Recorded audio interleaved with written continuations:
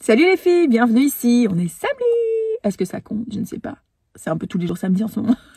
Tous les jours dimanche, je sais très bien. En tout cas, on est samedi, on est en Belgique dans la première phase de tentative de déconfinement. Ce qui change pas grand-chose en fait pour moi, ma vie quotidienne, parce que mes enfants ne sont pas encore en âge d'obligation scolaire. Donc, j'ai encore toute la famille à la maison. Et je me suis dit, pourquoi s'arrêter en si bon chemin? On va continuer les chroniques ici du confinement dans ma voiture, parce que why not, hein? Peut-être que je suis pas la seule à avoir besoin d'encouragement ces jours-ci. Alors, aujourd'hui, je voudrais te parler d'or. Bon, c'est du toc, hein. Chérie, si tu vois cette vidéo. Je voudrais te parler d'or parce que c'est un thème qui m'a beaucoup interpellée ces dernières années et ces derniers mois, et aussi dans cette période de confinement. Et il en est question dans la parole de Dieu à plusieurs endroits. Mais je vais te lire un passage pour démarrer ici. C'est dans 1 Pierre au chapitre 1. J'aime trop qu'il commence sa lettre, Pierre, par nous établir certaines choses très importantes. Alors il est dit, je vais lire versets 6 à 8. Voilà ce qui fait votre joie, même si actuellement, il faut que vous soyez attristés pour un peu de temps, c'est relatif, par diverses épreuves. Celles-ci, donc les épreuves, servent à éprouver la valeur de votre foi. Le feu du creuset n'éprouve-t-il pas l'or qui pourtant disparaîtra un jour? Mais beaucoup plus précieuse que l'or périssable est la foi qui a résisté à l'épreuve. Elle vous vaudra louange, gloire et honneur lorsque Jésus-Christ apparaîtra. La foi qui a résisté à l'épreuve.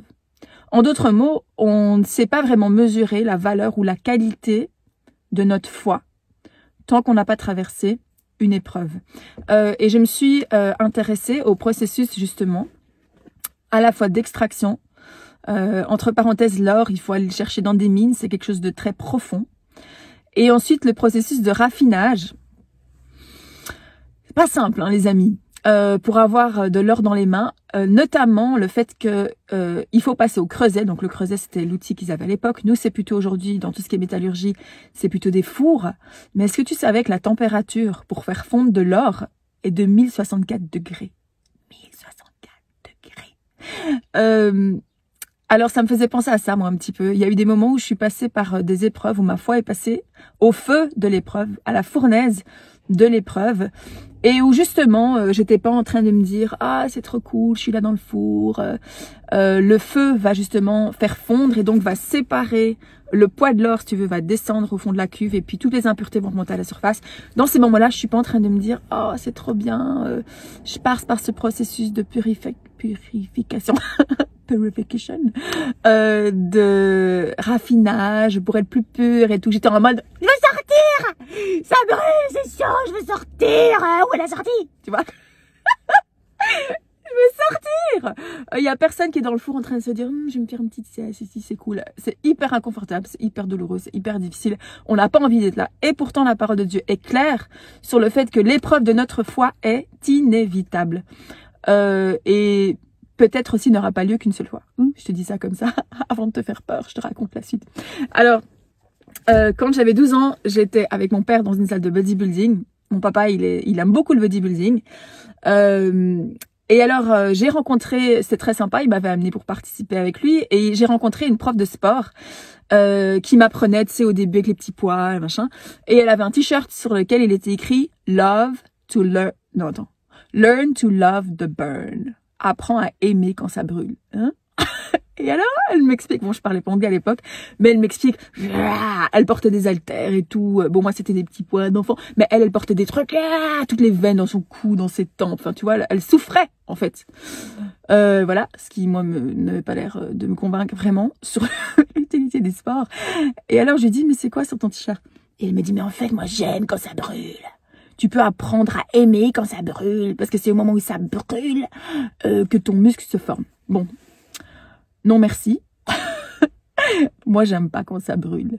Moi, j'aime pas quand ça fait mal. Je comprends le fruit, hein. Je comprends si elle faisait des compétitions de bodybuilding et tout. Je comprends qu'elle était toute fière après en bikini de montrer ses muscles. Est-ce que c'est pas aussi une image pour nous que au travers de l'épreuve, au travers de la souffrance, au travers de la difficulté, il y a un fruit visible aussi dans nos vies. Alors, ce qui m'a marqué dans le processus de raffinage par rapport à l'or, c'est est-ce que tu savais que en fait c'est un processus très long? C'est pas un micro-ondes. Entre parenthèses, mon micro-ondes m'a pété à la figure hier. Donc, merci Seigneur pour ta protection. Tout va bien. Sauf qu'on est revenu un peu aux temps anciens où il faut faire bouillir tout parce que je suis pas prête de retenter l'expérience. Donc, c'est un processus qui prend du temps. Et donc, qu'est-ce que tu vas faire avec ces choses qui remontent à la surface, au feu de l'épreuve? Parce que c'est pas beau à voir. Hein. C'est peut-être des choses que tu t'attendais pas à voir ou que tu te dis, mais après tant d'années de marche avec le Seigneur, après tout ce que j'ai déjà vécu avec lui dans le passé, comment ça se fait que j'ai encore ce genre de questionnement? Comment ça se fait que je peux passer par ces périodes de doute? Et donc ensuite, il y a une petite couche de honte aussi qui se rajoute. Je ne devrais pas ressentir ça, je ne devrais pas vivre ça. Alors je vais t'inviter aujourd'hui à aller voir un livre génial de la Bible que je suis sûre que tu as lu 1000 fois, le livre de Job. Oh, chouette. Petite méditation sympathique du samedi. Alors, généralement, on préfère le livre suivant. Après le livre de Job, il y a le livre des psaumes. Les psaumes. Mais si tu lis tous les psaumes, tu verras qu'il y a aussi des psaumes où il faut s'accrocher parce qu'il n'y a pas que des choses faciles dans les psaumes. Mais généralement, c'est un peu une image. Le livre de Job, on a envie un peu de passer à la suite. On a un peu trop envie de s'identifier à sa vie. Alors, j'ai été interpellée, moi, ce matin, par un truc que je voudrais te partager. Donc, le livre de Job, il a 42 chapitres. Alors écoute bien, ça commence bien, tout va bien au début, premier chapitre. Les 6 premiers versets, en fait les 5 premiers versets, il est dit dans ma Bible, Job était un homme intègre et droit. Tout va bien, un homme intègre et droit, qui a sa famille, qui a son bétail et tout. Verset 6, Job perd tout. Bon, déjà, on a duré 5 versets où tout allait bien, puis verset 6, Job perd tout. Et ensuite, je vais aller à la fin du livre de Job, au chapitre 42. Et je vais te lire les 6 premiers versets de ce dernier chapitre. Tu me suis?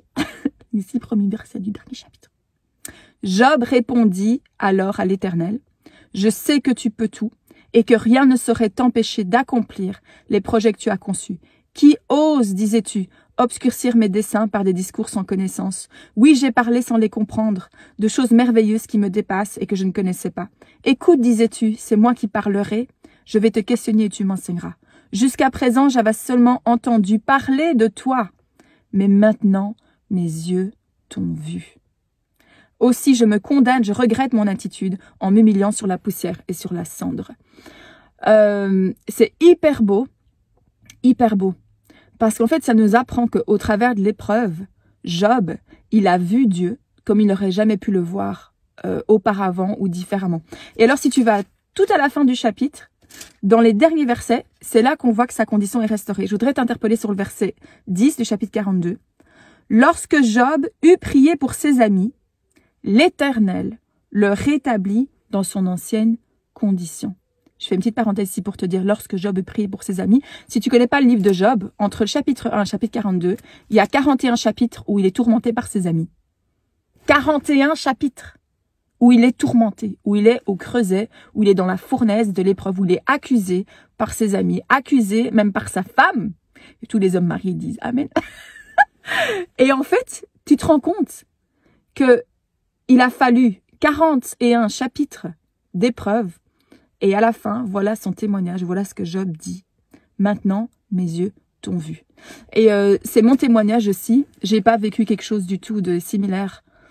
C'est une tragédie terrible ce que Job a vécu, mais c'est mon témoignage aussi, qu'au travers du feu, qu'au travers de la souffrance, qu'au travers des déceptions, au travers des blessures, au travers des trahisons, je pourrais te faire toute la liste de tout ce qui a été hyper difficile, mais mes yeux ont vu Dieu. Mes yeux ont vu quelque chose que j'aurais pas pu voir de lui dans d'autres circonstances. Alors, je voudrais t'encourager à ne pas adapter ta théologie à tes circonstances. Je m'explique. La théologie, étude de théo, Dieu. Je te parle pas d'un diplôme en théologie, même si je pense que l'étude, c'est très important. Mais la théologie, c'est la connaissance de Dieu ou l'étude de Dieu, l'étude de son caractère, de ses attributs, de ses œuvres, de sa parole. Enfin, c'est la charpente de nos vies, notre théologie, ce qu'on connaît de Dieu. D'ailleurs, Jean 17,3 dit que la vie éternelle, c'est de connaître Dieu. La vie éternelle, c'est de le connaître. Donc, notre connaissance de Dieu, c'est hyper important. Surtout qu'aujourd'hui, on a tout dans les mains pour le connaître, à la fois en papier, à la fois sur nos téléphones, etc. Donc, la connaissance de Dieu, c'est hyper important. La théologie, c'est hyper important. Mais parfois, on aurait tendance à vouloir adapter notre croyance par rapport à Dieu en fonction de nos circonstances. Je t'explique, si tu as pris pour un malade qui n'a pas été guéri, tu peux très bien tirer cette conclusion. Bon, ben finalement, Dieu ne guérit pas. Si tu as vécu une trahison terrible alors que tu avais des promesses, par exemple, par rapport à une relation qui a échoué, tu peux dire, ah ben finalement, Dieu peut-être qu'il tient pas ses promesses. Et c'est pas des choses qu'on ose dire, hein, mais c'est des choses qu'on intègre. Donc, je voudrais t'encourager aujourd'hui.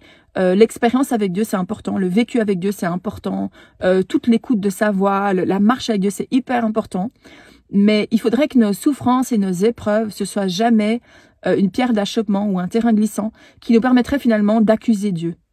C'est-à-dire que Dieu, il n'est pas du tout mal à l'aise avec nos questions, avec notre colère, avec nos incertitudes. Mais je pense qu'il y a quelque chose de très important.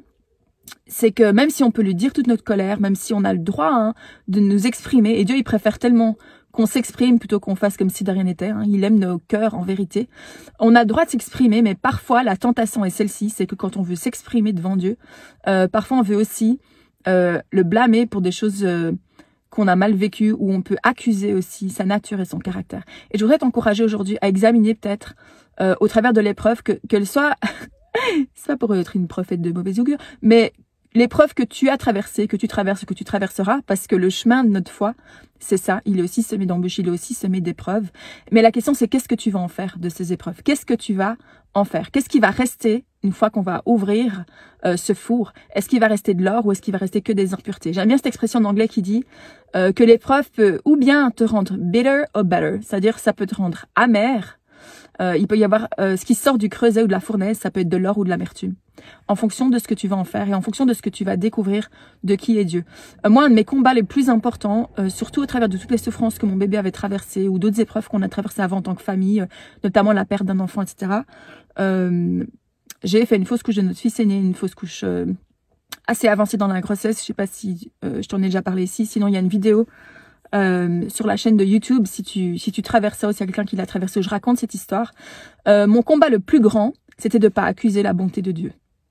C'était de continuer à croire de tout mon être que Dieu était bon, même si ces questions, elles me tourmentaient, que je comprenais pas comment j'avais pu perdre un enfant, ou je comprenais pas comment mon enfant, mon fils, le petit dernier là, il pouvait vivre de telles souffrances. Et ce que j'ai réalisé encore une fois, c'est que mes enfants à moi, mes enfants naturels ici, les petits garçons que j'ai à la maison, ils comprennent pas toujours mes décisions. Ils comprennent pas toujours ce que je fais.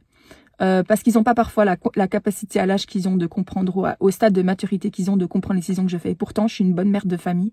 Et Dieu, en bon père de famille aussi, il prend des décisions, parfois pour nos vies, ou il reste silencieux pour un temps, ou il nous dit des choses parfois qui nous bouleversent. Mais ce qu'on peut être sûr, c'est qu'il le fait toujours en bon père de famille. Le bon père de famille qu'il est, d'ailleurs, par excellence. Et je voudrais terminer en te lisant un dernier passage.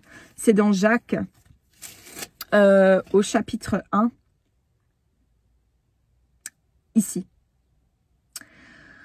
Ah, mes frères, verset 2. Quand vous passez par toutes sortes d'épreuves, considérez-vous comme heureux, car vous le savez, la mise à l'épreuve de votre foi produit l'endurance. Mais il faut que votre endurance, endurer, n'est-ce pas, endurer, aille jusqu'au bout de ce qu'elle peut faire pour que vous parveniez à l'état d'adulte et soyez plein de force, des hommes et des femmes auxquels il ne manque rien. Il y a une chose qui est sûre, c'est que notre souffrance, elle est jamais inutile avec Dieu. Notre souffrance, elle est jamais gâchée. Notre souffrance n'est jamais en vain. Si tu passes par un temps de souffrance aujourd'hui, je veux t'envoyer ça comme un message d'espérance, un peu comme une bouteille à la mer, et te dire que c'est pas souffrir juste pour souffrir. Bien sûr, on vit dans un monde déchu. Bien sûr, l'homme parfois est mauvais et on vit parfois les conséquences de ça. Mais je voudrais dire que ta souffrance, Dieu peut l'utiliser pour faire une œuvre une œuvre magnifique en fait. Et pour que ce qui en sort de cette fournaise, ce soit en fait de l'or en barre. Et tu sais la différence entre l'or à l'état brut et l'or qui a été raffiné, c'est qu'il brille. Si tu as déjà eu l'occasion de te regarder dans un lingot d'or, ce que genre 0, je sais pas combien de personnes de la population peut le faire, pas de rose, mais si tu as déjà vu une photo d'un lingot d'or, en fait, tu peux voir ta réflexion dedans. Et le but de nos vies, c'est ça. Le but de nos vies, c'est qu'on puisse briller et que ce fruit de cette épreuve, il reflète la bonté de Dieu, la gloire de Dieu, la présence de Dieu, le caractère, le cœur de Dieu dans nos vies. Donc si tu passes par l'épreuve, je veux te dire que c'est pas en vain, que ta souffrance, je la comprends, je la ressens. Jésus aussi, il est celui qui par excellence, qui a traversé toutes les souffrances de la condition humaine et qui nous comprend, qui est pleinement proche de nous au milieu de nos épreuves. Et cette épreuve, elle peut produire un fruit dans ta vie, de l'or en barre. Je t'embrasse et je te souhaite un bon samedi. À bientôt. Salut.